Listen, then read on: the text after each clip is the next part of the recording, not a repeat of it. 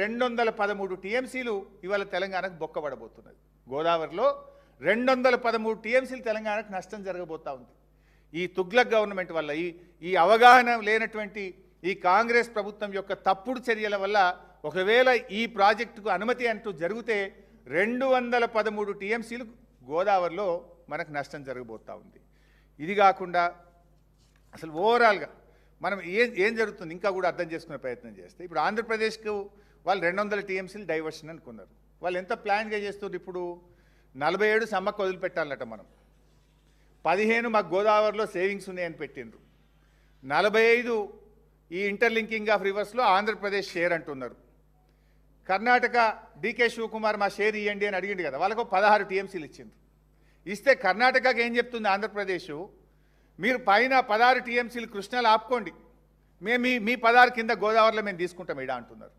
కృష్ణాల మీద ఆపుకోండి, మేము కింద 16 తీసుకుంటామంటున్నారు. అంటే కర్ణాటక ఈ 16, 45 ఆంధ్రప్రదేశ్ షేరు. ఆంధ్రప్రదేశ్ క్లెయిమ్ చేస్తున్న, అది కూడా నిజం కాదు, క్లెయిమ్ చేస్తున్న గోదావరిలో సేవింగ్స్ 15, మన రాష్ట్రానికి హక్కుగా ఉన్న 47 సమ్మక్క వదులుకోవాలన్నట. మొత్తం ఇదొక 123. తమిళనాడుకి ఇస్తామన్న 44.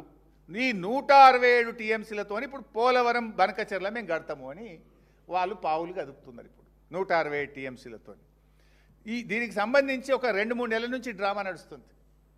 సీక్రెట్గా చేస్తుంది అంతా. ఎంత సీక్రెట్ అంటే అసలు మినిట్స్ ఆఫ్ ద మీటింగ్ ఉండే ఏం జరిగిందో తెలియదు, ఫైనల్గా సంతకాలు పెట్టి అగ్రిమెంట్ అయిపోయే పరిస్థితి ఏర్పడ్డది. ఐఎమ్ సేయింగ్ విత్ అథారిటీ, నేను నా దగ్గర అన్ని ఆధారాలతో చెప్తున్నాను. నేను ఇప్పటిదాకా ఎన్ని మీటింగ్లు అయినాయంటే, మన ముఖ్యమంత్రి కూడా ఒక మీటింగ్లో పాల్గొన్నాడు.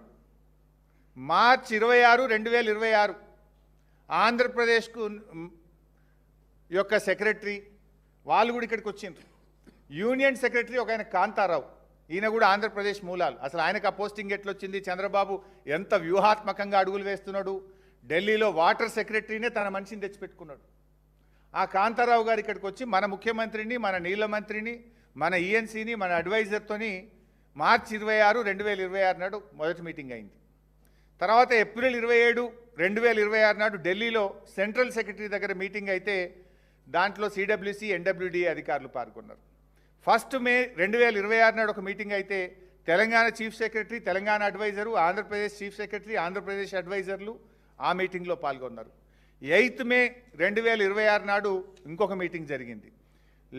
11 మే ఆంధ్రప్రదేశ్ ముఖ్యమంత్రి ఢిల్లీకి వెళ్ళి కేంద్ర నీటిపారుదల శాఖ మంత్రి సిఆర్ పాటిల్ కుర్చీలో కూర్చొని సిఆర్ పాటిల్ సమక్షంలో వాళ్ళు ఇంకొక మీటింగ్ పెట్టి ఈ ప్రాజెక్ట్ను ముందుకు తీసుకుపోవడానికి ఒక మీటింగ్ జరిగింది.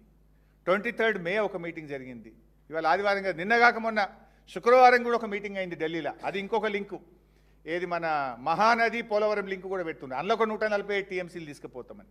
సరే, ఇదంతా డీటెయిల్స్ చాలా పెద్దవి. కానీ ఇన్ని మీటింగులు జరిగితే ఏ మీటింగ్ దనే మినిట్స్ ఆఫ్ ద మీటింగ్ ఉందా? బయట పెట్టండి.